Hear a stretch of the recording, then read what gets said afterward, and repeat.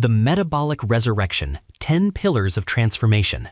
In the shadow of a modern epidemic, obesity has evolved from a clinical statistic into a profound physiological siege. This is a high-stakes war for longevity, cellular integrity, and the reclamation of human vitality against a landscape designed for excess. We are discarding the noise of fad diets to conduct a forensic examination of the tactical, science-backed protocols that actually reverse metabolic damage. To dismantle the weight of the world, we must first master the fundamental mathematics of consumption. The geometry of satiation, the science and psychology of portion control. To understand the obesity epidemic, one must first understand the architecture of the modern meal. The concept of portion control is not merely a matter of willpower or discipline, it is a complex intersection of optical illusions, gastric physics, and a century-long shift in the culinary landscape that has fundamentally altered the human perception of enough. In the realm of weight management for the obese demographic, the recalibration of portion sizes serves as the foundational bedrock upon which all other metabolic interventions rest. It is the first line of defense against a food environment weaponized to override the body's natural stop signals. The history of the dinner plate itself tells a harrowing story of expansionism. In the 1950s, the standard American dinner plate measured approximately 9 inches in diameter. Today, that standard has ballooned to 12 or 13 inches, a surface area increase of over 40%. This geometric expansion is not benign, it is a silent driver of caloric surplus. The phenomenon known as the Delboeuf illusion plays a critical, insidious role here. When the standard portion of food is placed on a massive plate, the brain perceives the meal as meager, triggering a psychological deprivation response before the first bite is even taken. Conversely, that same portion on a smaller plate looks abundant, signaling to the brain that a feast is imminent. For the obese individual whose satiety signaling pathways may already be blunted by leptin resistance, this visual trickery is catastrophic. The eyes literally eat before the stomach does, and when the visual field is dominated by empty porcelain, the subconscious demand for volume becomes irresistible. We must also dissect the physiological mechanics of the stomach to appreciate why portion control is the most effective non-surgical method for restricting caloric intake. The stomach is an elastic, muscular organ designed to expand to accommodate intake. However, in cases of chronic overeating, the stomach's baseline capacity stretches, requiring increasingly larger volumes of food to trigger the mechanoreceptors, the stretch sensors in the stomach wall, that send signals via the vagus nerve to the brainstem indicating fullness. This is the physiological trap of obesity. The volume required to achieve satiety is far greater than the caloric load required for energy. By systematically reducing portion sizes, the obese individual is engaging in a process of gastric retraining. Over time, the stomach's elasticity adapts to smaller volumes, resensitizing the stretch receptors so that feelings of fullness occur sooner and with significantly less food. This is not just dietary restriction, it is anatomical rehabilitation. The cultural backdrop of value has further complicated the portion control equation. Post-World War II industrialization brought about an era of agricultural abundance, driving down the cost of raw calories, particularly corn and soy. The food industry, desperate to move this surplus, invented the concept of supersizing. The economics were simple. The cost of the food was negligible compared to the labor and overhead, so offering double the food for a fraction more money was a profitable strategy. This created a consumer class conditioned to equate volume with value. To leave food on the plate became a cardinal sin, a violation of the clean plate club mentality instilled during the Great Depression and passed down through generations. For the obese individual attempting to lose weight, battling portion sizes means battling this deep-seated economic conditioning. It requires a cognitive shift to understand that the waste occurs not when food is thrown in the trash, but when it is treated as a garbage disposal unit within the human body, stored as visceral fat that strangles internal organs. Furthermore, the biochemistry of satiety is a time-delayed system, a lag that portion control seeks to mitigate. It takes approximately 20 minutes for the hormonal cascade, involving cholecystokinin, peptide YY, and insulin, to travel from the gut to the hypothalamus to register satisfaction. The speed of modern consumption, fueled by hyper-palatable, soft-texture foods that require little chewing, allows individuals to consume thousands of calories before that 20-minute timer dings. By enforcing strict portion limits, one creates a hard stop that forces the eater to wait for the biology to catch up with the behavior. This is critical for the obese physiology, where the hormonal feedback loop is often dysregulated. The signal is static-filled. Portion control is the manual override that prevents the system from crashing due to overload. The implementation of this method requires a forensic approach to the eating environment. It is not enough to simply try to eat less. That is a strategy destined for failure against the primitive drive of hunger. Successful portion control involves the externalization of discipline. It means pre-plating food in the kitchen rather than serving family style at the table, eliminating the visual cue for seconds. It involves the strategic use of smaller crockery to leverage the Delboeuf illusion in the dieter's favor. It demands the meticulous weighing and measuring of caloric density, stripping away the subjectivity of the eyeball method, which has been proven time and again to underestimate intake by up to 50%. For the obese individual whose perception of a normal serving has been warped by years of industry marketing and restaurant portions that exceed 3 times the daily requirement, the kitchen scale is not a tool of obsession, it is an instrument of truth. Moreover, the psychological impact of portion control extends into the realm of agency and autonomy. Obesity often fosters a sense of helplessness, a feeling of being controlled by cravings and impulses. Mastering portion control is an act of reclaiming territory. It is the deliberate, conscious decision to dictate terms to one's biology rather than being enslaved by it. This psychological empowerment is as vital as the caloric deficit itself. When an individual realizes they can feel satisfied with half the volume they previously consumed, the spell of the bottomless pit is broken. They begin to distinguish between fullness, a physical sensation of pressure, and satiety, the absence of hunger. This distinction is paramount. In the obese state, the pursuit of fullness is often a chase for a sedative effect, the food coma induced by massive blood flow diversion to the gut. Portion control forces the individual to exist in a state of lightness, unburdened by the lethargy of digestion, fostering a new relationship with their physical self. Ultimately, controlling portion sizes is the art of caloric budgeting in an inflationary market. We live in an obesogenic environment designed to maximize consumption at every turn. The shelves are stocked with family packs marketed to individuals. Cinema popcorn buckets contain more calories than a soldier's daily ration. To resist this requires a militant adherence to the defined perimeter of the plate. It is the most effective method because it does not necessarily forbid specific foods, thereby avoiding the psychological reactance of deprivation, but rather confines them to a manageable physiological context. It allows for the consumption of cultural and comfort foods, but strips them of their toxicity by limiting the dose. For the obese patient, this is the most sustainable path, a life where food is enjoyed as a sensory experience rather than consumed as a frantic, volume-based anesthesia. The reduction of the portion is the expansion of the lifespan. 2. The insulin insurgency, eradicating sugar and refined carbohydrates. If portion control is the containment of the enemy, the elimination of sugar and refined carbohydrates is the dismantling of the enemy's supply lines. We must pivot our investigation from the physics of volume to the biochemistry of storage. For decades, the weight loss narrative was dominated by the simplistic calories in, calories out model, a thermodynamic equation that treated a calorie of broccoli and a calorie of soda as identical entities. This reductionist view has been catastrophic for public health, particularly for the obese population. We now understand that obesity is not merely an energy imbalance, it is a hormonal disorder, primarily driven by the hormone insulin. To reverse obesity, one must stop stimulating the hormone that commands the body to hoard fat. That stimulus is sugar and refined starch. The ingestion of refined carbohydrates, white bread, pasta, pastries, and sugars initiates a violent metabolic sequence. Unlike complex carbohydrates found in fibrous vegetables, which are digested slowly, refined carbs are essentially pre-digested by industrial processing. Upon consumption, they flood the bloodstream with glucose at a velocity that overwhelms the body's equilibrium. In response, the pancreas releases a massive surge of insulin to shuttle this toxic level of sugar out of the blood and into the cells.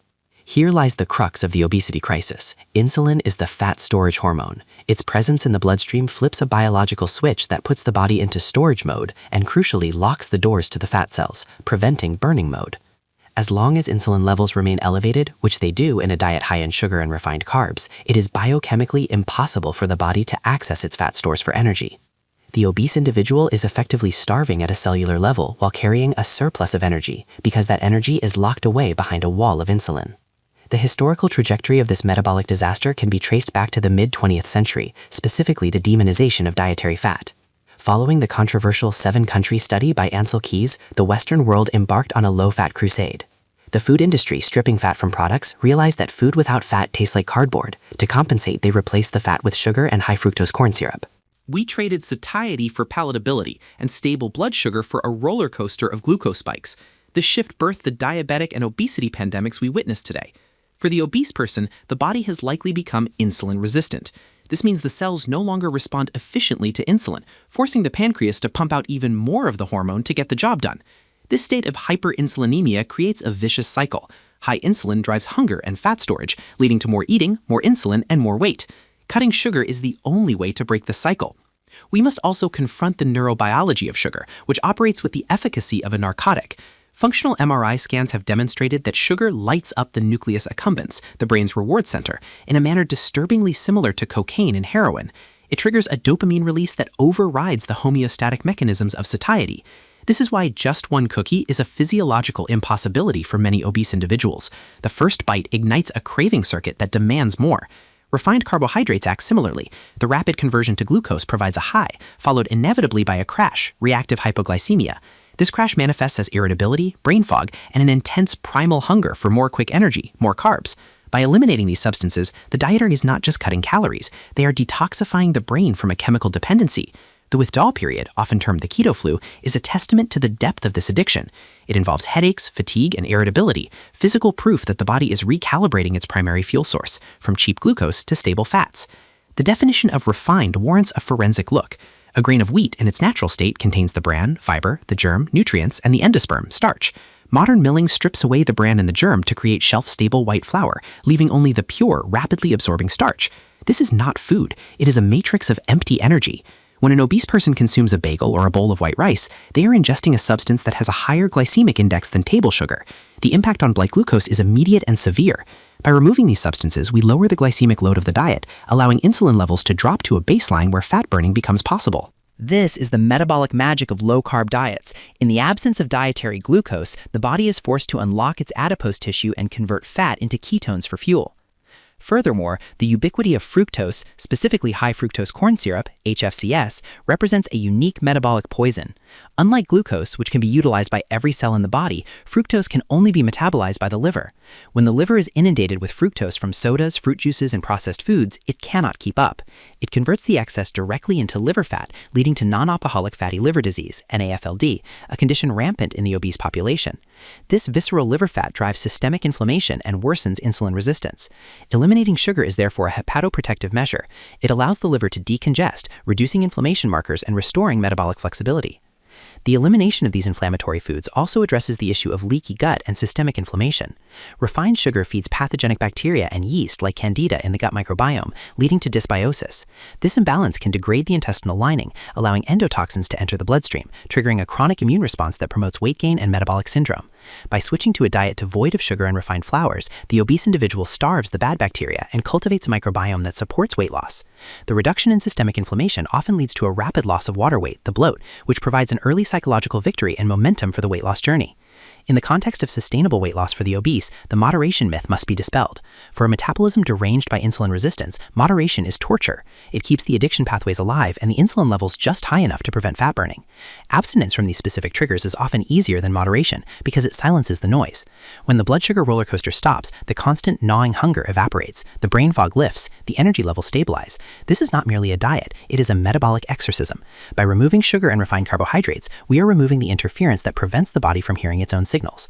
We are shifting the body's biochemistry from a state of frantic storage to a state of calm utilization. For the obese individual, This entry is the most critical lever to pull. It turns off the hormonal faucet that is flooding the house, allowing the slow, steady work of draining the water to begin. 3. The internal architect, the revolution of fiber intake. To comprehend the catastrophic rise of obesity in the industrialized world, one must look not only at what we have added to our diet, but, perhaps more critically, at what we have systematically stripped away. The story of fiber is the story of the Great Removal, a casualty of the industrial milling revolution of the late 19th century that fundamentally altered the human metabolic interface. For the obese individual, reintroducing fiber is not merely a dietary recommendation, it is an act of reconstructing the body's internal ecosystem and restoring the biological braking systems that unchecked capitalism dismantled. Fiber, often dismissed as mere roughage or inert bulk, is in reality a sophisticated bioactive regulator of metabolism, a master key that unlocks satiety and the primary fuel source for the forgotten organ within us, the microbiome. The historical context of fiber consumption reveals a jarring evolutionary mismatch. Anthropological data suggest that our Paleolithic ancestors consumed upwards of 100 grams of fiber daily, derived from fibrous tubers, tough roots, berries, and unrefined plant matter. Their digestive tracts evolved over millennia to handle, process, and thrive on this immense volume of indigestible material. In stark contrast, the modern Western diet, characterized by the beige landscape of processed grains and sugars, often provides less than 15 grams a day. This deficit creates a fiber gap that leaves the human physiological machinery spinning without traction. reduction. When we remove the fibrous matrix from carbohydrates, turning whole wheat into white flour or fruit into juice, we are effectively bypassing the body's natural intake regulation. We have created acellular carbohydrates that are absorbed so rapidly in the upper small intestine that the lower gut is left starving and the blood is flooded with energy it cannot manage. For the obese demographic, the first mechanism by which fiber combats weight gain is purely physical, yet profoundly effective: gastric distension. Soluble fiber found in oats, beans, and certain fruits possesses the unique ability to absorb water and form a viscous, gel-like substance in the stomach. This gel expands significantly, physically stretching the stomach walls. This stretching triggers the mechanoreceptors lining the gastric mucosa, sending immediate signals via the vagus nerve to the brainstem that capacity has been reached.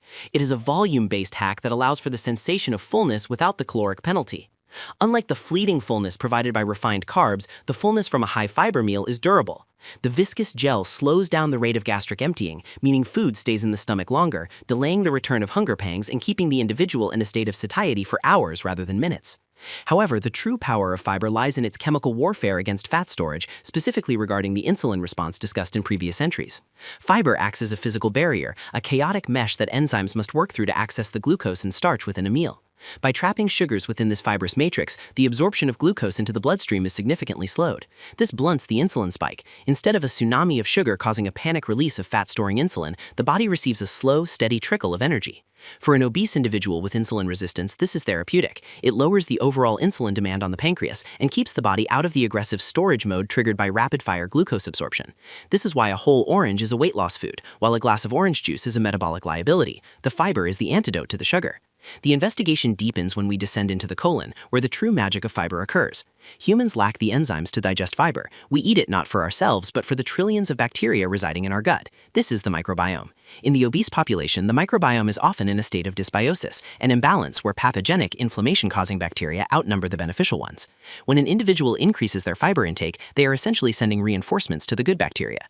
These beneficial microbes ferment the fiber, producing powerful byproducts known as short-chain fatty acids, SCFAs, specifically butyrate, acetate, and propionate. Butyrate is a miracle molecule in the context of obesity. It serves as the primary fuel source for the cells lining the colon, maintaining the integrity of the gut barrier and preventing leaky gut, a condition that allows endotoxins to leak into the bloodstream and trigger systemic inflammation, a known driver of obesity. Furthermore, these SCFAs enter the circulation and have far-reaching effects on appetite regulation. They cross the blood-brain barrier and signal the hypothalamus to reduce food intake. Even more compelling is the link between fiber and the release of GLP-1, glucagon-like peptide 1. This is the exact same hormone mimicked by modern blockbuster weight loss drugs like Ozempic and Wegovy. When fiber reaches the lower intestine, it stimulates the natural secretion of GLP-1 and PYY, hormones that tell the brain, stop eating, we have enough energy. By drastically increasing fiber intake, an obese individual is essentially stimulating their body's own natural weight loss pharmacology. They are triggering the satiety pathways that evolution designed, which have been dormant due to a low-fiber, high-processed diet. The implementation of this method requires a strategic, graduated approach. For a digestive system atrophied by years of low-fiber eating, a sudden influx of beans and cruciferous vegetables can cause significant distress, bloating, gas, and cramping. This is often where dieters fail. They mistake the adjustment period for intolerance. The investigative truth is that the gut microbiome is plastic. It changes based on what it is fed.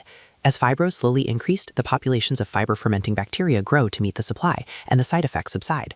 The goal is to move from the beige diet to the rainbow diet, incorporating a diversity of plant fibers: pectin from apples, beta-glucan from oats, cellulose from leafy greens, and lignin from seeds.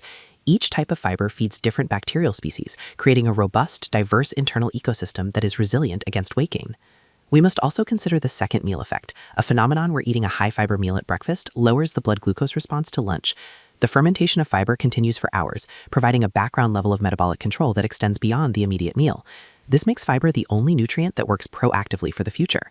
In a cultural sense, the return to high-fiber eating is a rejection of the convenience variants sold by the food industry. Processed food is designed to be shelf-stable, and fiber, which contains oils that can go rancid and holds moisture, is the enemy of shelf life. By choosing high-fiber foods, the obese individual is choosing perishability over permanence, life over inertia. It is a return to eating things that rot, which paradoxically is the key to a body that thrives. Ultimately, increasing fiber is about restoring the density of the diet. It allows for the consumption of a large volume of food, satisfying the primal urge to eat while keeping caloric density low. It is the only method that allows you to eat more to weigh less. For the obese patient, whose hunger signals are often screaming due to hormonal dysregulation, fiber provides the volume to silence the screen and the chemical signals to heal the hormones. It is the scaffolding of a healthy diet, the structural integrity that holds the metabolic house together. Without it, the system collapses into efficient storage. With it, the system becomes a furnace of efficient elimination and utilization. 4. The metabolic engine, the imperative of sufficient lean protein. If fiber is the architect of the digestive system, protein is the heavy laborer of the metabolic furnace. In the hierarchy of macronutrients, protein stands alone as the most metabolically demanding and structurally vital. For the obese individual, the prescription to eat sufficient lean protein is not merely about muscle building. It is a strategic metabolic intervention designed to exploit the laws of thermodynamics and neurobiology, to force the body into a state of fat loss while preserving the vital machinery of life. The modern obesity crisis is, in many ways, a crisis of protein dilution, where the quest for cheap energy has displaced the quest for essential structural nutrition. To understand the potency of protein, we must first dissect the thermic effect of food, or TEF. Digestion is not a passive process. It requires energy. The body must work to break down food into usable nutrients. Fats and carbohydrates are relatively easy to process, with a TEF of roughly 0 to 3% and 5 to 10% respectively. This means that for every 100 calories of fat eaten, 97 to 100 are available for storage. Protein, however, is a complex nitrogen-containing molecule that is difficult to deconstruct. It has a TEF of approximately 20 to 30%. If an individual consumes 100 calories of lean chicken breast, the body burns 25 of those calories just to digest it. This is a massive metabolic advantage. By simply shifting the macronutrient composition of the diet towards protein, an obese individual increases their daily energy expenditure without taking a single step on a treadmill. It is the closest thing to a metabolic hack that exists in nutritional science. Beyond thermodynamics, we must explore the protein leverage hypothesis, a groundbreaking concept in nutritional ecology. This hypothesis posits that the drive for protein is the dominant appetite control mechanism in humans, just as it is in many other species. The body monitors protein intake with precision because amino acids are essential for survival. They are the building blocks of enzymes, neurotransmitters, skin, organs, and DNA. The hypothesis suggests that humans will continue to eat food until their protein requirements are met. In an environment where protein is diluted by cheap fats and carbs, think of a bag of potato chips or a donut, the individual must consume a massive amount of calories to get a tiny amount of protein. The hunger does not stop until the nitrogen needs are satisfied. By prioritizing lean protein at every meal, the obese individual hits the target sooner. Satiety is reached at a much lower total caloric intake. The cravings cease because the body has received the raw materials it was actually screaming for. The selection of lean protein is a critical distinction in this method. While protein is the goal, the baggage it comes with matters. A ribeye steak provides protein, but it is coupled with a significant load of saturated fat and calories. For an obese individual who requires a caloric deficit to lose weight, caloric density is the enemy. Lean protein sources, chicken breast, whitefish, egg whites, turkey, legumes, and low-fat dairy provide the maximum amount of amino acids for the minimum caloric cost. This is the concept of nutrient density. 100 grams of cod provides roughly 20 grams of protein for only 85 calories. To get that same 20 grams of protein from nuts, one might have to consume 600 calories. In the mathematics of weight loss, lean protein is the most efficient variable. It allows the patient to bank calories for other uses or simply maintain a deficit without feeling deprived. Crucially, we must address the issue of body composition and the peril of skinny fat. When an obese person loses weight, the body does not discriminate between burning fat and burning muscle. In a caloric deficit, the body will catabolize, break down muscle tissue for energy if it is not given a reason to keep it. This is disastrous. Muscle is metabolically active tissue. It burns calories just by existing. Losing muscle lowers the resting metabolic rate, making it harder to keep weight off and easier to regain it. The classic yo-yo effect. High protein intake acts as a chemical signal to the body to preserve lean mass. The amino acid leucine specifically triggers the mTOR pathway, the master switch for muscle protein synthesis. By flooding the system with sufficient protein, the dieter protects their metabolic engine. They ensure that the weight loss comes from the adipose tissue, fat stores, not the vital organs and muscles. The hormonal impact of protein on satiety is equally profound. Upon ingestion, protein stimulates the release of peptide YY, PYY, and cholecystokin and CCK from the gut, while simultaneously reducing levels of ghrelin, the hunger hormone. This creates a powerful, multi-pronged signal to the brain that feeding should cease. Studies consistently show that high-protein breakfasts reduce obsessive thoughts about food by up to 60% and cut late-night snacking desires by half. For the obese individual whose brain is often hijacked by the dopamine loops of sugar and fat, protein provides a neurochemical silence. It stabilizes blood sugar, preventing the crashes that lead to frantic binging. It anchors the meal, providing a heavy, slow-digesting center of gravity that sustains energy levels for hours. We must also investigate the source and quality of this protein in the modern food system. The shift to industrial agriculture has not only affected plants, but animals as well. Grain-fed livestock raised in confinement possess a different fatty acid profile than their pasture-raised counterparts, often higher in inflammatory omega-6s. While lean cuts mitigate some of this, the sourcing of of protein, wild-caught fish, pastured poultry, adds another layer of health benefit, reducing the toxic load of antibiotics and hormones often found in factory-farmed meat. For the vegetarian or vegan obese patient, the challenge is greater but surmountable. Plant-based proteins like lentils and beans come with the added benefit of fiber, entry number 3, but they also come with carbohydrates. The lean requirement means careful balancing is needed to ensure protein targets are met without blowing the carbohydrate budget. The term sufficient is also subject to rigorous scientific debate, but for the obese population, the standard RDA, recommended dietary allowance, of 0.8 grams per kilogram of body weight is woefully inadequate. That number is the minimum to prevent deficiency, not the optimum for weight loss. Investigative analysis of successful weight loss interventions suggest a much higher intake, often 1.2 to 1.6 grams per kilogram of ideal body weight. This higher tier of intake is necessary to overcome the anabolic resistance often seen in obesity and to provide the satiety leverage needed to adhere to a calorie-restricted diet. It turns the diet into a muscle-centric protocol rather than a deprivation-centric one. Culturally, the prioritization of lean protein requires a shift from filler foods to fulfillment foods. Historically, meat and high-quality protein were prized and scarce.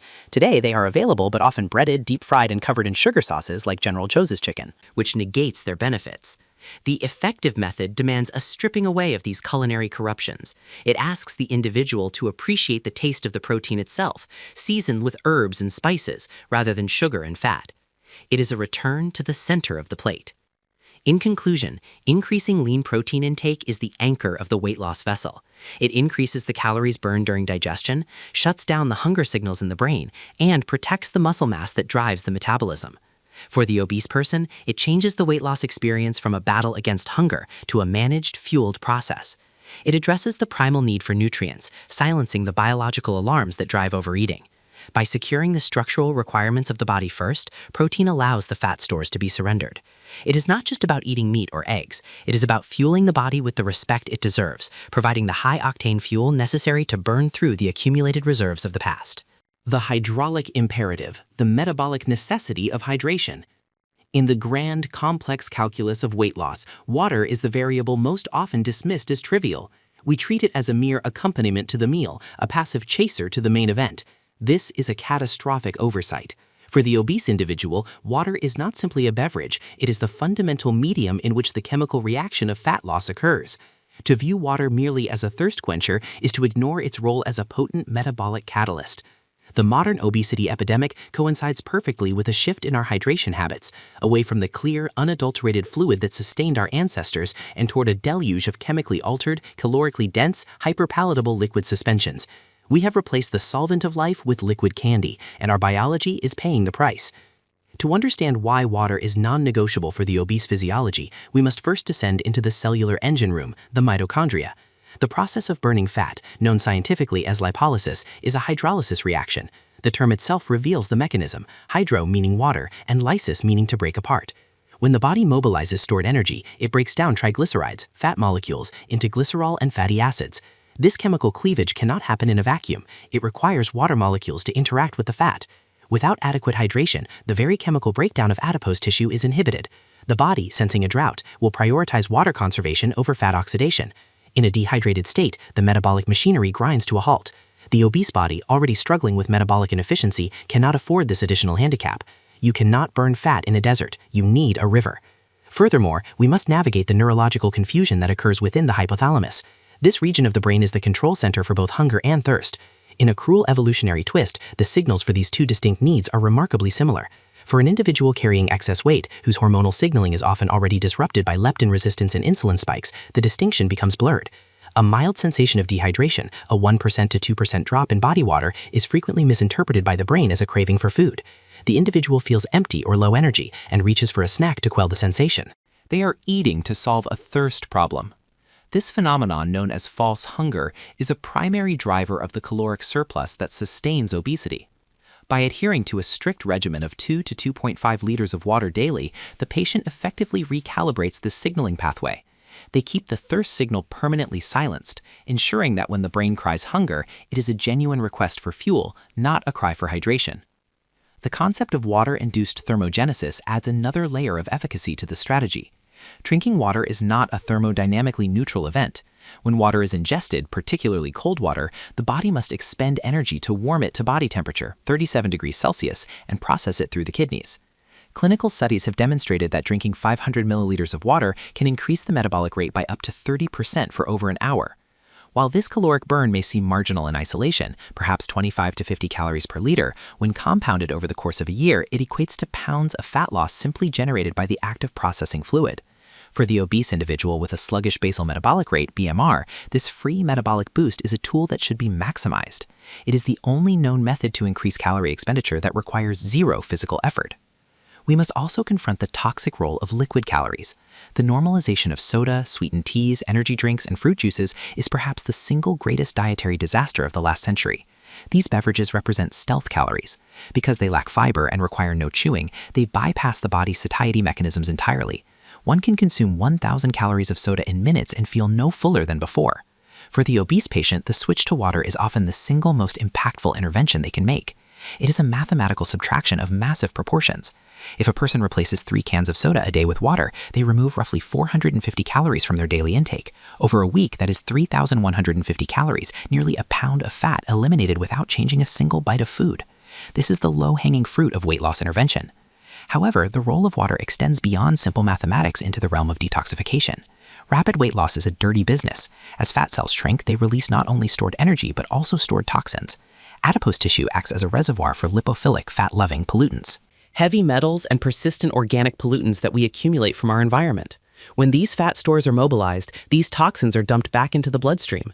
The kidneys and liver are tasked with filtering this sludge. Without a massive influx of water to act as a transport medium, these organs can become overwhelmed.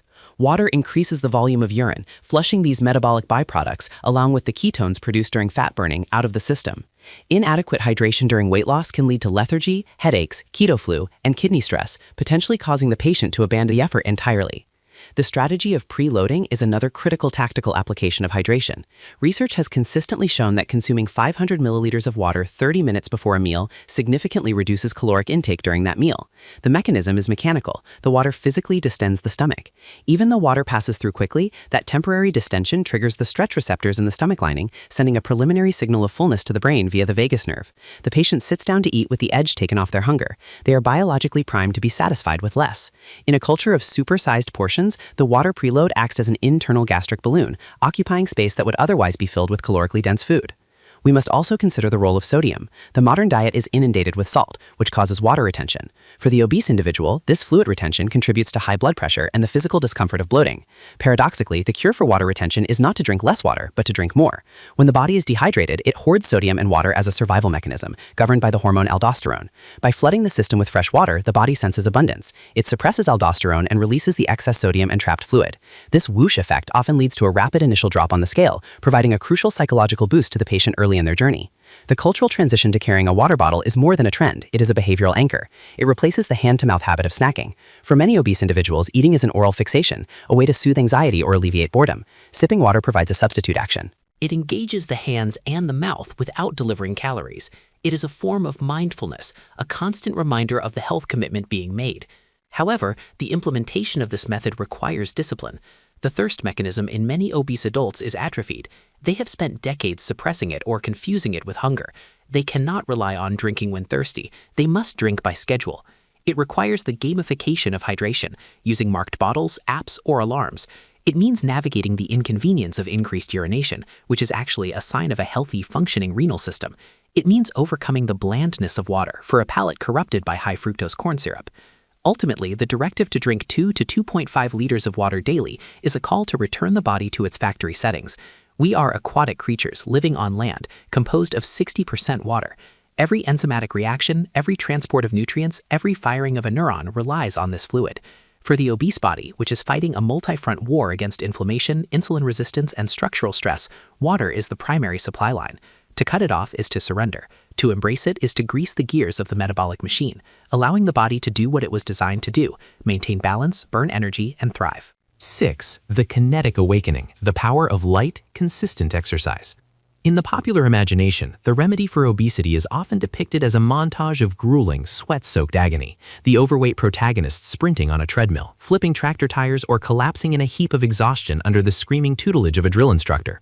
This imagery, perpetuated by reality television and boot camp fitness culture, is not only misleading, it is dangerous. For the obese individual, high-intensity exercise is often a trap that leads to injury, burnout, and metabolic rebellion. The true path to sustainable weight loss does not lie in the torture of the body, but in the consistent, low-intensity engagement of the aerobic system. The prescription is simple, unglamorous, and profoundly effective: walking. To understand why light exercise, specifically walking for 30 to 45 minutes daily, is superior to high-intensity training for the obese population, we must examine the physiology of fuel partitioning. The human body has two primary fuel tanks: glycogen, stored sugar in the muscles and liver, and adipose tissue, stored body fat. The body decides which tank to tap based on the intensity of the effort. High-intensity exercise, such as sprinting or heavy lifting, is anaerobic. It demands energy faster than oxygen can be delivered to the cells. The body, in a panic for fuel, bypasses fat, which is slow to burn, and torches glycogen. While this burns calories, it does not necessarily train the body to burn fat. Furthermore, it triggers a massive spike in appetite as the body screams to replenish those depleted sugar stores. The obese individual leaves the gym exhausted, ravenous, and prone to overeating, often negating the caloric burn of the workout. In contrast, low-intensity steady-state exercise, often referred to as Zone 2 training, relies on the aerobic system. At this pace, oxygen is plentiful. The mitochondria have the time and oxygen required to undergo beta oxidation, the process of turning fat molecules into energy. When an obese person walks at a brisk, conversational pace, they are operating in their fat max zone. They are teaching their body to access its vast reserves of adipose tissue for fuel. They are not just burning calories, they are altering their metabolic infrastructure. Over time, this increases the density of mitochondria in the muscle cells, turning the body into a more efficient fat-burning machine, even at rest. The structural reality of obesity dictates the necessity of low-impact movement. We must respect the physics of mass. An individual weighing 300 pounds exerts tremendous force on their connective tissues. When running, the impact force on the knees can be 3 to 4 times body weight. For an obese person, this translates to nearly half a ton of force, hammering the cartilage with every stride.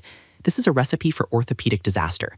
Plantar fasciitis, stress fractures, and meniscus tears are the graveyards of weight loss ambitions. Walking reduces this ground reaction force significantly. It allows the individual to mobilize their joints, lubricating them with synovial fluid, without pulverizing the structural integrity of the skeleton. It is sustainable. One can walk every day for a lifetime. One cannot sprint every day without eventual breakdown. We must also explore the concept of NEAT, non-exercise activity thermogenesis, a term popularized by endocrinologist Dr. James Levine. His research revealed a startling truth. The difference between a lean person and an obese person is often not the hour they spend in the gym, but the movement they perform during the other 23 hours of the day. Lean people fidget, pace, stand, and move constantly. Obese individuals, often constrained by the physical difficulty of moving their mass, tend to be incredibly sedentary when not explicitly exercising. A dedicated 45-minute walk is the anchor for increasing NEAT. It breaks the cycle of sedentarism. It is the gateway drug to a more active life. Once the inertia is broken, the individual finds it easier to take the stairs, to park further away, to stand up from the desk. The caloric expenditure of these small movements accumulated over a day dwarfs the calorie burn of a brutal 30-minute HIIT session. The hormonal impact of life exercise is equally critical. High-intensity training is a stressor. It spikes cortisol, the primary stress hormone. In a healthy lean individual, the spike is temporary and adaptive. In an obese individual who likely already suffers from chronically elevated cortisol due to systemic inflammation and life stress, adding more cortisol is counterproductive. Cortisol encourages the storage of visceral fat, the deep, dangerous belly fat that surrounds the organs. It also breaks down muscle tissue. Walking, conversely, lowers cortisol. It moves the body into a parasympathetic state rather than rest and digest, rather than a sympathetic state, fight or flight. It is meditative. It reduces the anxiety and depression that often drive emotional eating. By lowering the stress load, walking creates a hormonal environment conducive to weight loss. There is also a profound mechanism involving insulin sensitivity that occurs during walking. Skeletal muscle is the largest consumer of glucose in the body. Typically, insulin is required to unlock the muscle cells to let glucose in. However, muscle contraction triggers a separate non-insulin-dependent pathway for glucose uptake, involving the translocation of the GLUT4 transporter protein. Simply put, the mechanical act of contracting the leg muscles during a walk opens the doors for sugar to leave the bloodstream and enter the muscle, regardless of insulin resistance. For the obese patient who is likely pre-diabetic or diabetic, a 30-minute walk, especially after a meal, acts as a powerful drug, blunting the blood sugar spike and reducing the amount of insulin the pancreas needs to produce. This is mechanical medicine. The psychological component of consistency cannot be overstated.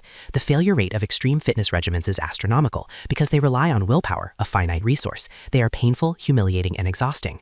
The obese individual dreads the gym. Walking, however, has a low barrier to entry. It requires no equipment, no membership, and no spandex. It can be done anywhere. It allows for the small win. Completing a daily walk builds self-efficacy, the belief that one has control over one's behavior. This psychological momentum is crucial. It shifts the identity from sedentary person to active person. It creates a ritual. We must also consider the evolutionary context. For 2 million years, the human body was designed to walk. Our ancestors covered miles every day foraging and hunting. We are the only primate designed for efficient bipedal endurance. We are born to walk. The modern obesity crisis is in part a result of the cessation of this fundamental human activity. We have engineered movement out of our lives with cars, elevators, and desk jobs. Reintroducing the walk is an act of reclaiming our biological heritage. The 30 to 45 minutes prescription is specific for a reason. It is long enough to deplete circulating blood sugar and tap into fat stores, but short enough to avoid excessive fatigue or appetite stimulation. It fits into a lunch break or a morning routine. It is safe. It allows the cardiovascular system to strengthen gradually. The heart is a muscle, and in an obese body, it is already working overtime to pump blood through miles of extra blood vessels and adipose tissue. Light exercise conditions the heart without pushing it into the red zone of risk. In the future of weight loss, as we move away from the no pain, no gain dogma, walking is being reevaluated as the gold standard for metabolic rehabilitation. It is not about burning the maximum number of calories in the shortest time. It is about creating a metabolic fire that burns steadily, day after day, year after year. It is about consistency over intensity. For the obese individual, the walk is the foundation upon which a new body is built, one step, one breath, one moment at a time. It is the kinetic awakening of a system that has been dormant, a gentle but relentless demand for change that the body, eventually, must answer. 7. The nocturnal restoration, the metabolic criticality of sleep. In the relentless pursuit of weight loss, the modern narrative has been dominated by the active modalities of diet and exercise, the things we do. We count calories, we lift weights, we measure steps. Yet in this frenzy of conscious activity, we have catastrophically neglected the passive, unconscious state in which 1/3 of our biological existence is meant to be spent. Sleep is not merely the cessation of wakefulness. It is a metabolically active, neurohormonal state of restoration that dictates the efficacy of every other intervention. For the obese individual, the prescription of 7 to 8 hours of sleep is not a lifestyle suggestion or a luxury. It is a foundational medical requirement. Without adequate sleep, the body enters a state of hormonal anarchy that actively fights against weight loss, rendering even the most disciplined diet and exercise regimens largely futile. The obesity epidemic and the sleep deprivation epidemic are not parallel lines, they are intersecting trajectories of the same crisis, a feedback loop of physiological stress that locks the body in a state of preservation and storage. To understand the profound impact of sleep on obesity, we must first descend into the endocrine system and examine the hunger hormones, ghrelin and leptin. These two peptides act as the accelerator and the brake of the human appetite. Ghrelin, produced primarily in the stomach, signals hunger to the brain. Leptin, produced by fat cells, signals satiety and energy sufficiency. In a well-rested body, these hormones operate in a delicate homeostatic balance. However, sleep deprivation acts as a sledgehammer to this equilibrium. Clinical studies, including landmark research from the University of Chicago, have demonstrated that even a few nights of restricted sleep, 4 to 5 hours, cause a precipitous drop in leptin and a violent spike in ghrelin. The result is a biological imperative to eat. The sleep-deprived brain does not merely whisper for food, it screams for it. This is not a failure of willpower, it is a survival mechanism. The brain interprets the lack of sleep as a state of stress and energy depletion, triggering a primal drive to acquire the most calorically dense fuel available. This explains why the tired individual craves carbohydrates and sugars, quick energy to keep the lights on in a fatigued system. The devastation of sleep loss extends to the pancreas and the regulation of insulin. Sleep debt mimics the metabolic profile of type 2 diabetes with frightening speed. When the body is deprived of deep, restorative sleep, specifically slow-wave sleep, the cells become resistant to insulin. The glucose channels that normally open to accept fuel remain shut. Consequently, blood sugar levels rise, forcing the pancreas to pump out excessive amounts of insulin to compensate. As we have established, insulin is the master storage hormone. Its presence inhibits lipolysis, fat burning, and promotes lipogenesis, fat storage. An obese individual who is dieting but sleeping 5 hours a night is effectively driving with the parking brake on. They are creating a hormonal environment that prioritizes fat retention, regardless of their caloric deficit. The body, sensing the stress of sleep deprivation, holds on to its reserves as a hedge against the perceived environmental threat. We must also confront the neurological architecture of the sleep-deprived brain. Functional magnetic resonance imaging, fMRI studies, have revealed that a lack of sleep dampens activity in the prefrontal cortex, the executive center of the brain, responsible for logic, reasoning, and impulse control. Simultaneously, it heightens activity in the amygdala, the primitive emotional center associated with reward and fear. This creates a neural hijack. The tired, obese patient is navigating a food environment filled with hyperpalatable triggers with a compromised braking system and a hypersensitive accelerator. The capacity to say no to a donut or a late-night snack is chemically eroded. This phenomenon, known as decision fatigue, accumulates throughout the day, but is exacerbated exponentially by a lack of restoration. The will to adhere to a diet is not a character trait. It is a cognitive function dependent on neural energy, which is replenished only during sleep. For the obese demographic, the relationship with sleep is further complicated by the physical reality of excess weight.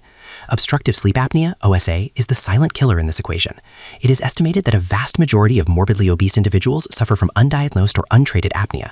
This condition involves the physical collapse of the soft tissue in the throat during sleep, blocking the airway, and causing the individual to stop breathing, sometimes hundreds of times per night. Each apneic event triggers a microarousal. The brain jolts the body awake just enough to gasp for air, preventing the patient from ever entering the deep, restorative stages of REM and slow-wave sleep.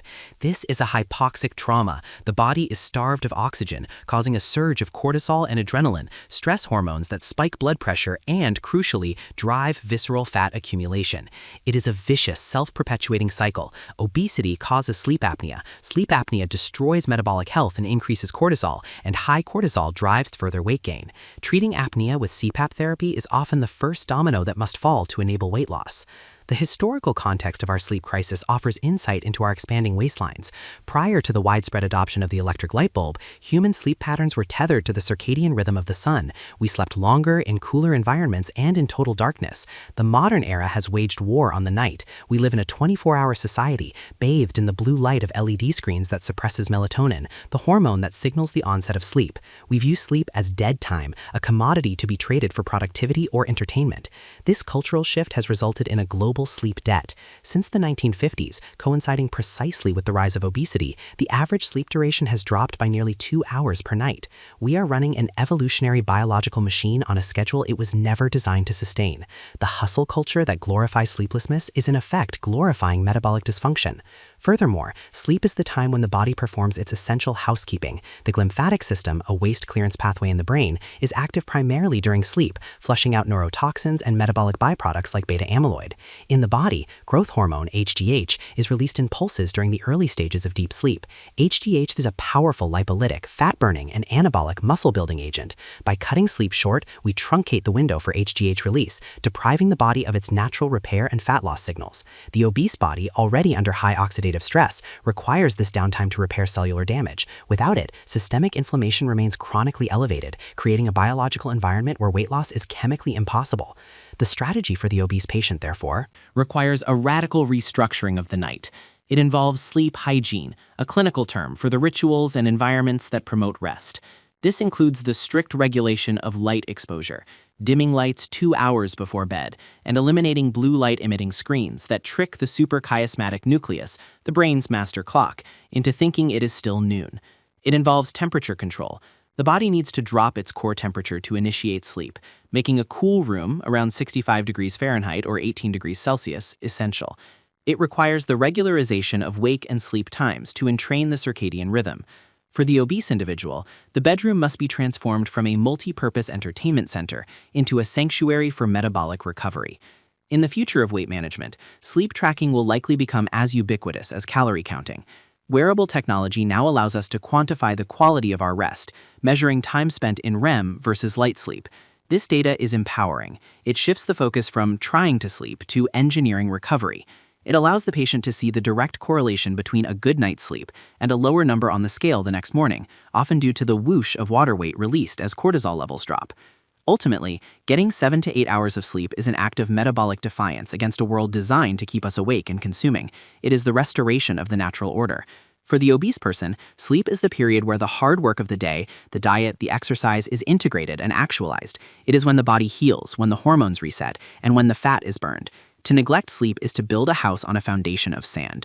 To prioritize it is to give the body the fighting chance it deserves to reclaim its health. 8. Chrononutrition, the imperative of avoiding late-night eating. If sleep is the foundation of metabolic health, then the timing of food intake, specifically the cessation of eating in the evening, is the structural framework that holds it together. For decades, the nutritional dogma focused almost exclusively on what we eat and how much, largely ignoring when we eat. This oversight ignored the fundamental biological reality of the circadian rhythm. Every cell in the human body contains a molecular clock, a genetic mechanism that regulates function based on a 24-hour cycle. The field of chrononutrition has emerged to reveal a startling truth. The human body processes calories differently at 8 a.m. than it does at 10 p.m. For the obese individual whose metabolic flexibility is already compromised, eating late at night is akin to fueling a factory after the workers have gone home. The machinery is shut down, the doors are locked, and the fuel has nowhere to go but into storage. The prohibition against late-night eating, specifically setting a hard stop at 7 or 8 p.m., is rooted in the discordance between our modern behaviors and our ancient biology. Human beings are diurnal creatures. We evolved to hunt, gather, and eat during the daylight hours and to fast and sleep during the dark. Our internal clocks are synchronized to this rhythm. As the sun sets, the suprachiasmatic nucleus in the brain signals the pineal gland to release melatonin, the hormone of darkness. Melatonin does more than induce sleep. It signals the pancreas to wind down insulin production. There is a documented antagonism between melatonin and insulin. When melatonin is high, the pancreas is sleeping. If an individual consumes a large meal or a sugary snack during this window of metabolic twilight, the pancreas is forced to wake up and struggle against the tide of melatonin. The result is a sluggish, inefficient insulin response, leading to prolonged periods of high blood sugar and a massive bias toward fat storage. This phenomenon explains the sumo wrestler paradox. Sumo wrestlers, whose goal is to gain maximum mass, utilize a specific strategy. They eat massive meals late in the day and then immediately sleep. This maximizes the storage of energy as adipose tissue. By eating late at night, the modern obese individual is inadvertently adopting the training regimen of a sumo wrestler. They are introducing a caloric load at the precise moment the body's energy expenditure is at its nadir. The thermic effect of food, TEF, the calories burned through digestion, is significantly lower in the evening than in the morning. A 500-calorie meal eaten at 8 a.m. produces a different metabolic outcome than the exact same 500-calorie meal eaten at 10 p.m. The morning calories are burned off by the activities of the day and the higher metabolic rate. The evening calories are swept directly into the visceral fat depots. The physiological mechanics of the gastrointestinal tract also demand a nightly respite. Digestion is a muscular and enzymatic process that requires significant energy and blood flow. When we eat late, we force the gut to work overtime. This digestive activity raises the core body temperature, which is diametrically opposed to the physiological requirement for sleep. To enter deep sleep, the body temperature must drop. A churning stomach acts as an internal furnace, preventing the body from cooling down and disrupting sleep architecture. Furthermore, the physical act of lying down with a full stomach invites gastroesophageal reflux disease, or GERD. The sphincter between the esophagus and stomach is challenged by the pressure of the gastric contents, leading to acid reflux. For obese individuals who already suffer higher rates of GERD due to abdominal pressure, late-night eating exacerbates inflammation in the esophagus and ruins sleep quality, feeding back into the cycle of exhaustion and weight gain. We must also analyze the behavioral psychology of the midnight snack. Late-night eating is rarely driven by genuine physiological hunger. It is almost exclusively hedonic, pleasure-seeking, or emotional. The foods consumed after 8 p.m. are rarely steamed broccoli or grilled chicken. They are ultra-processed, hyper-palatable comfort foods: ice cream, chips, cookies, alcohol. This is the witching hour of gluttony. By the end of the day, the individual is suffering from ego depletion, the exhaustion of willpower reserves. The ability to resist temptation is at its lowest point. By establishing a rigid rule, the kitchen is closed at 7 p.m., the individual removes the burden of decision-making. It is a binary switch. There is no negotiation. This boundary acts as a circuit breaker for the mindless snacking that contributes hundreds of invisible calories to the daily total. This practice effectively introduces a form of time-restricted feeding or intermittent fasting. If a person stops eating at 7 p.m. and does not eat breakfast until 7 a.m., they have achieved a 12-hour fast without conscious effort. During this fasting window, the body undergoes critical metabolic shifts. Once the glycogen, stored sugar, from the last meal is depleted, which takes several hours, the body must switch fuel sources. It enters a state of lipolysis, drawing energy from stored body fat to keep the vital organs functioning during the night. If one eats until midnight, the insulin levels remain elevated throughout the night, and the body never gets the all-clear to burn fat. The 7 p.m. cutoff ensures that for the last few hours of sleep, the body is tapping into its adipose reserves. This is fat loss while you sleep. Furthermore, the cessation of digestion allows the body to prioritize other critical functions, specifically autophagy. Autophagy, literally self-eating, is a cellular cleaning process where the body identifies damaged cells, misfolded proteins, and metabolic junk, and recycles them. This process is upregulated during fasting states. It is the body's anti-aging and anti-inflammatory mechanism. For the obese body, which is burdened with systemic inflammation, autophagy is vital for healing tissues and improving insulin sensitivity. Constant grazing, particularly late at night, keeps the body in a perpetual state of growth, mTOR pathway, pathway and suppresses the repair autophagy pathway. We need the darkness not just for sleep, but for cellular sanitation. The cultural resistance to this method is significant. Modern society revolves around the late dinner. It is a social ritual, a time for family connection or business networking. The restaurant industry thrives on the 8 p.m. reservation. To stop eating early is to swim upstream against the social current. It requires planning, shifting the main meal to lunch or an early dinner. It requires a reevaluation of how we socialize. However, for the obese individual facing a medical crisis, these social norms must be viewed as pathogenic. The aligning at eating patterns with the solar cycle is a return to ancestral wisdom. Eat like a king at breakfast, a prince at lunch, and a pauper at dinner is not just a folk saying, it is a chronobiological directive. The implementation of this strategy also reveals the emotional voids we fill with food. Late-night eating is often a salve for loneliness, boredom, or the stress of the day. When the food is removed, the emotions remain. This forces the individual to confront the underlying psychological triggers of their obesity.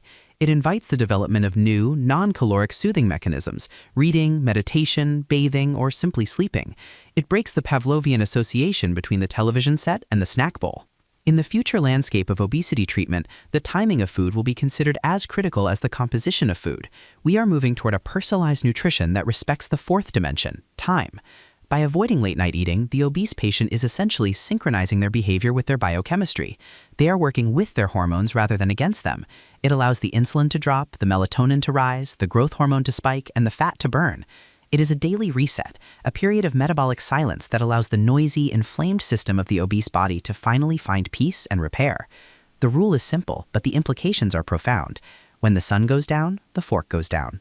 9. The chemical saboteur, managing stress to dismantle the cortisol shield.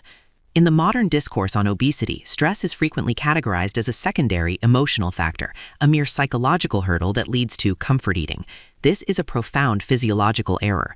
Stress is not an abstract feeling. It is a tangible chemical event that floods the bloodstream with potent hormones capable of completely overriding the mechanisms of weight loss.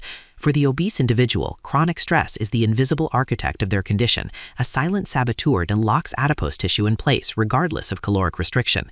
To treat obesity without addressing the neurobiology of stress is akin to trying to put out a fire while pouring gasoline on the embers. We must peel back the layers of the HPA axis, the hypothalamic pituitary adrenal axis, to understand how the pressures of the 21st century are literally physically expanding our waistlines. The story begins with cortisol, the body's primary glucocorticoid. Evolutionarily, cortisol is a miracle molecule. In the Paleolithic era, stress was acute and physical, a predator, a rival tribe, a sudden storm. In response to these life-or-death threats, the adrenal glands would dump cortisol and adrenaline into the system. This chemical cocktail performed a specific function. It liberated massive amounts of stored glucose into the bloodstream to fuel the muscles for a fight-or-flight response, and simultaneously shut down non-essential functions like digestion, reproduction, and the immune system. Once the threat passed, cortisol levels would plummet and the body would return to homeostasis. The system was designed for sprints, not marathons. The modern obese individual, however, lives in a state of chronic low-grade hyperarousal. The predator has been replaced by the mortgage, the commute, the email inbox, and the relentless 24-hour news cycle. The body cannot distinguish between the threat of a saber-toothed tiger and the threat of a looming deadline. It responds with the same chemical cascade. Consequently, the modern human is bathed in a perpetual soup of elevated cortisol. This chronic elevation has a catastrophic effect on body composition.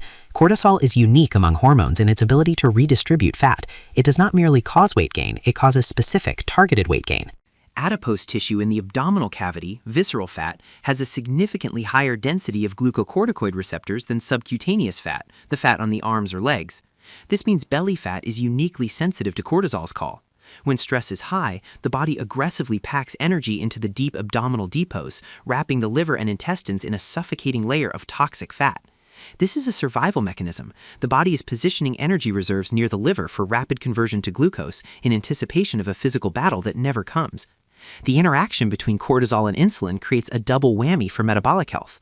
Cortisol works to keep blood sugar high, to fuel the brain and muscles for the perceived threat, while insulin works to lower it, to store energy. When both are chronically elevated, a state common in stressed obese individuals, the body enters a metabolic deadlock. The high cortisol induces insulin resistance, rendering the cells deaf to insulin signal. The pancreas responds by pumping out even more insulin. In this high insulin, high cortisol environment, lipolysis, fat burning, is biochemically impossible. The enzymes required to break down fat are inhibited. The patient may be eating a salad, but their hormonal profile is screaming store, conserve, survive. This explains the frustration of many dieters who restrict calories but see no change on the scale during periods of high life stress. They are fighting their own biology. Furthermore, we must examine the neurobiology of stress eating. This is not a lack of character, it is a form of self-medication. Research indicates that the consumption of hyperpalatable foods, specifically those high in sugar and fat, dampens the stress response in the brain. Sugar triggers the release of dopamine and opioids, which temporarily lower cortisol levels and reduce the feeling of anxiety. The brain learns this loop quickly. Feel stress, eat donut, feel better. Over decades, this neural pathway becomes a superhighway, a deeply ingrained habit loop that operates below the level of conscious thought. For the obese individual, food has become the primary tranquilizer. Breaking this cycle requires more than willpower. It requires the development of alternative mechanisms to downregulate the nervous system. The concept of allostatic load is critical here. This term refers to the wear and tear on the body, which accumulates as an individual is exposed to repeated or chronic stress. For the obese population, the stigma of obesity itself is a massive source of allostatic load. The societal judgment, the medical bias, the physical difficulty of navigating a world designed for smaller bodies, all of these generate a constant background hum of shame and anxiety that spikes cortisol. It is a cruel irony. The stress of being obese drives the biological mechanisms that perpetuate obesity. Breaking this cycle requires a compassionate reframing of the self, moving from self-loathing, which is stressful, to self-care, which is restorative. Interventions for stress management must be elevated from wellness trends to medical necessities. Techniques such as mindfulness-based stress reduction, or MBSR, have been clinically proven to lower cortisol and reduce abdominal fat, even without dietary changes.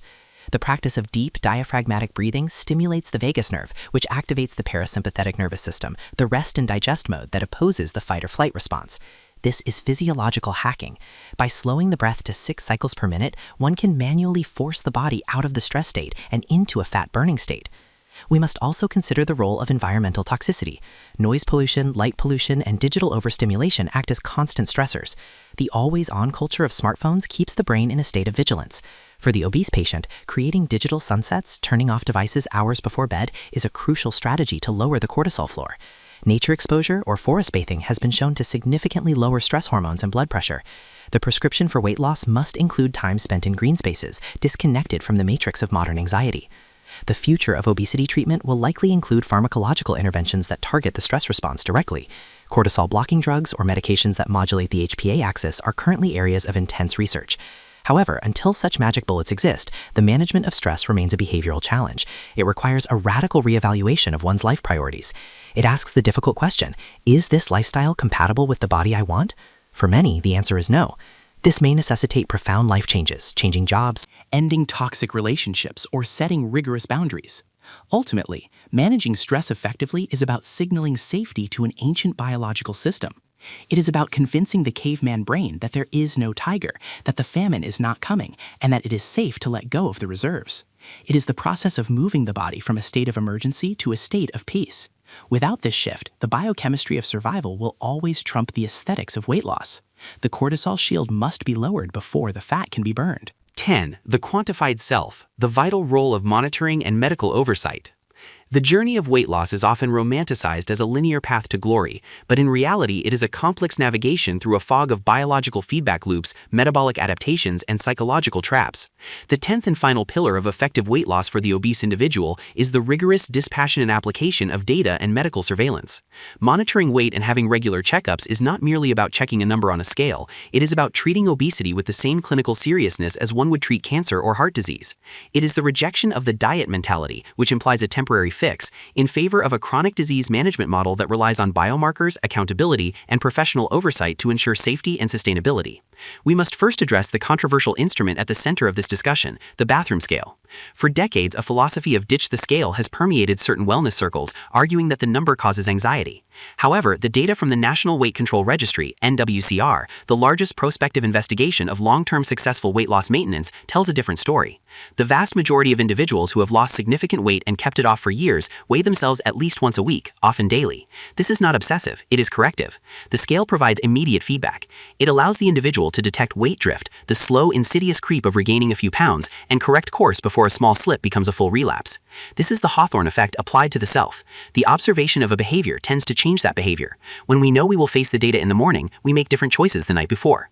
However, for the obese patient, the scale must be reframed. It is not a judge of moral character, it is a data point, like the temperature of the weather. It fluctuates based on hydration, sodium intake, and hormonal cycles. The goal is to track the trend line, not the daily variance.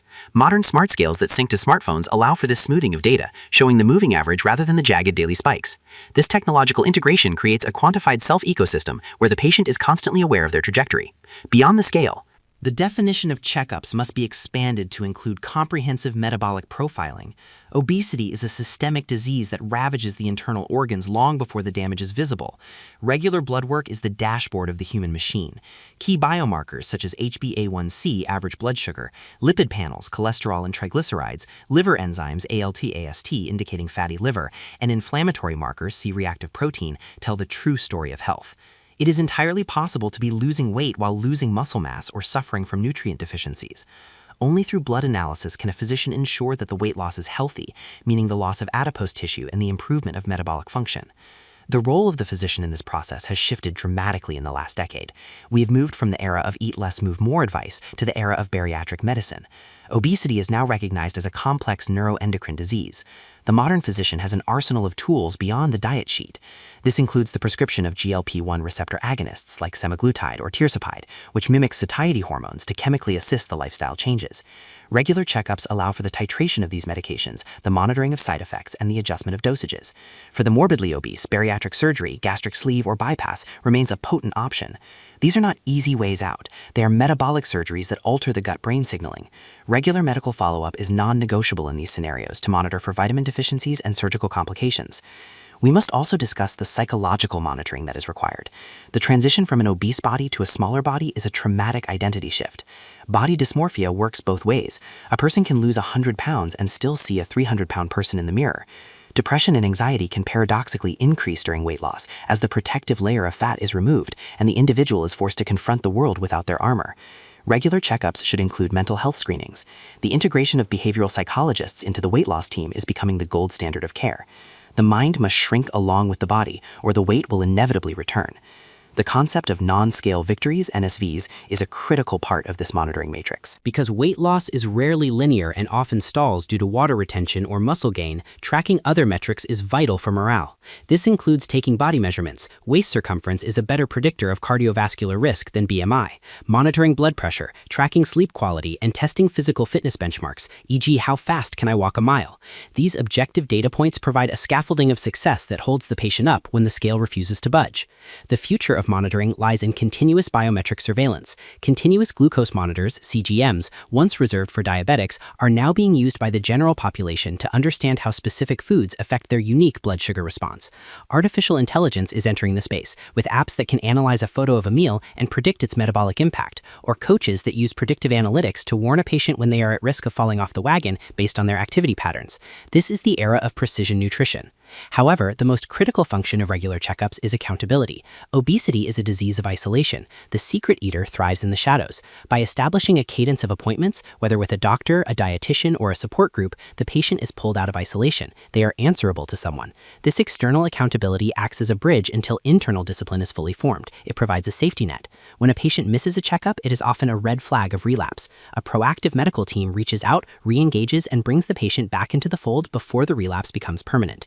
In the final analysis, monitoring and checkups are the guardrails of the weight loss highway. They prevent the car from driving off the cliff. They transform weight loss from a mystical, wishful endeavor into a managed scientific project. For the obese individual, whose biology is wired to regain every lost pound, vigilance is the price of freedom. This is not a temporary phase of scrutiny. It is a permanent lifestyle of awareness. Epilogue, the synthesis of survival. The journey through these 10 methods reveals a singular, undeniable truth. Effective weight loss for the obese individual is not achieved through a single trick, a magic pill, or a burst of willpower. It is achieved through the total mobilization of a lifestyle arsenal. It requires the architectural restructuring of the diet, portions, fiber, protein, the biochemical manipulation of the hormones, sugar, sleep, stress, the kinetic awakening of the body, exercise, and the rigorous oversight of the mind and metrics, monitoring. This is a war fought on cellular, psychological, and environmental fronts. The obese body is a fortress designed by evolution to withstand famine. Dismantling it requires patience, strategy, and an unwavering commitment to the science of self. But within this rigorous protocol lies the promise of a renaissance, a return to a body that functions not as a burden, but as a vessel for life. The path is steep, the science is complex, but the destination, a life of metabolic vitality and longevity, is the ultimate reward. The investigation is closed. The action must now begin.